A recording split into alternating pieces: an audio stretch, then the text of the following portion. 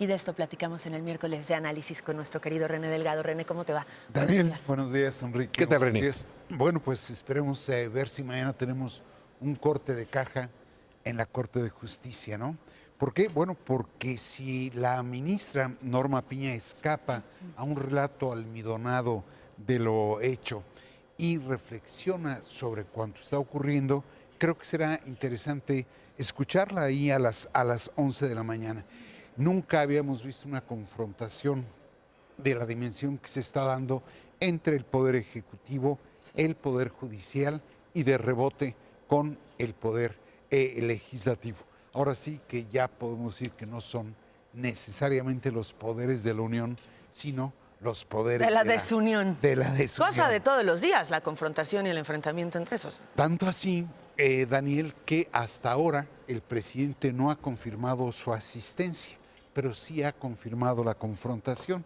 Antier, que fue el último día que dio la conferencia de prensa, de nuevo hizo señalamientos sobre la ministra, o particularmente sobre el hecho de que no han entregado los recursos, que están inmovilizados por un amparo, los recursos de los fideicomisos. Y va a ser interesante, Daniel, si va o no Marcela Guerra, presidenta de la Cámara de Diputados, pero de filiación priista, y desde luego la presidenta del Senado, Ana Lilia Rivera, de filiación morenista.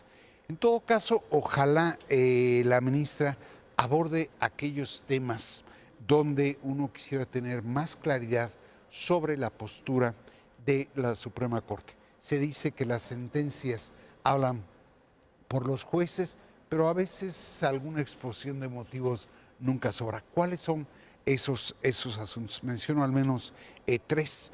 La reforma judicial.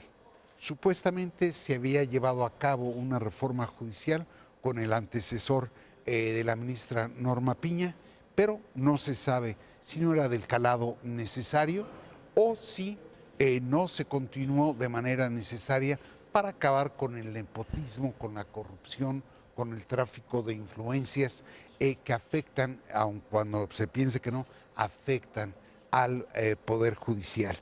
Y o bien la reforma tan anunciada pero poco explicada por parte del Ejecutivo, que propone elegir a los ministros, magistrados y jueces, así como crear un tribunal para vigilar su actuación y, de ser el caso, castigarlos.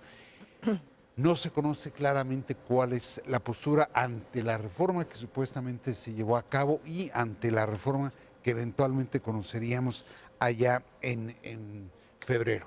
Luego está la crisis en el poder, en el Tribunal Electoral, que se llama Tribunal Electoral del Poder Judicial de la Federación. Ahí, en una suerte de rebelión sin causa, los magistrados Mónica Soto, Felipe Fuentes y Felipe de la Mata obligaron la renuncia del presidente Reyes Rodríguez, que la hará efectiva a partir del último día de este año. ¿Me ibas a decir algo? No.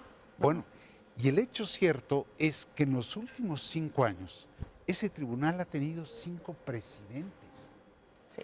¿Cómo depositar o creer en la imparcialidad, en la verticalidad, en la independencia y en la autonomía de ese tribunal que va a tener en las manos las elecciones si de a tiro por año, digo, en promedio, cambian de presidente? Bueno, pero además los comicios están a 6 meses, a menos de 6 meses. O sea, es un asunto bien delicado, porque ellos son, como se dice comúnmente, los árbitros. Ellos serían los árbitros. No, el árbitro le falta al secretario general y los jueces Sí. nada más se andan peleando entre ellos.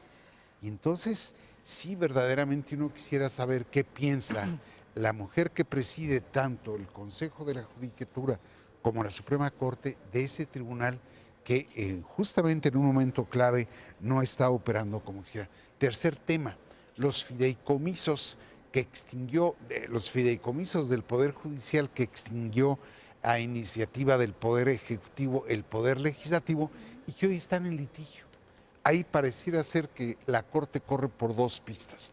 Había señalado disposición la ministra para debatir si podrían destinarse al rescate de Acapulco el monto de los fondos de esos 13 fideicomisos, pero luego vino el amparo que los inmoviliza.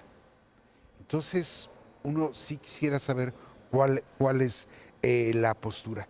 Y en ese sentido, creo yo que también valdría la pena escuchar por qué a veces la justicia es pronta y expedita y por qué a veces es pasmosa y lenta, ¿no? Porque, bueno, vimos al ministro Lainez trabajando a las 11:30 de la noche del viernes. En viernes. En viernes. Con el tema de Nuevo León, ¿no? Con La el tema. telenovela. Así es, así es. Y bueno, ojalá el informe de mañana aclare varios puntos en relación con ese importante poder. Estaremos al pendiente y platicando de eso seguramente más adelante. Gracias, René. Nos A vemos en ustedes. Tercer Grado esta Buen día, noche. René.